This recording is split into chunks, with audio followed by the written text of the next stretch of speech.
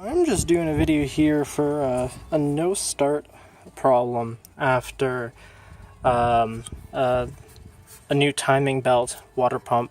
I had no start where it kind of start install. This little cable that plugs in right here, if that isn't plugged in, you're gonna get a no start problem like this.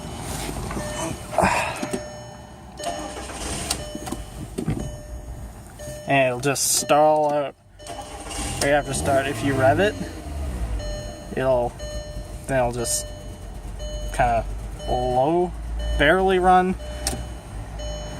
So to fix that problem, if you're having that, it's merely because either, sorry, big truck.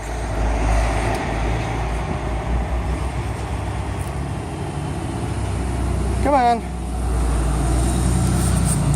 Alright, it's mostly because someone didn't plug this back in. Which, I mean, it's kind of hard not to miss, but if you're having a no-start condition after somebody did your water pump and timing belt, or just your timing belt, then this may be your issue. This was my issue.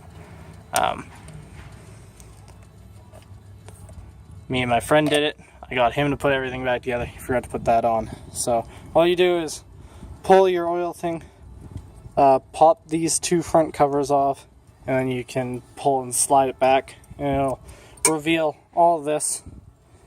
And yeah, just make sure that's plugged in and this clamp is done.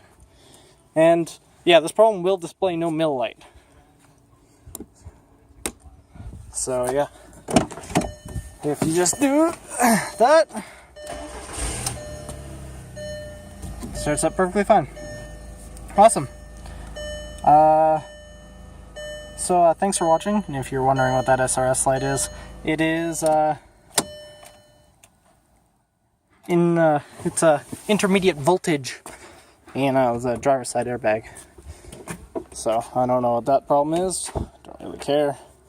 So yeah, that's if you're having a no start / rough idle / stall condition after timing belt. It may not be the only problem, but it was my problem. So yeah, there we go.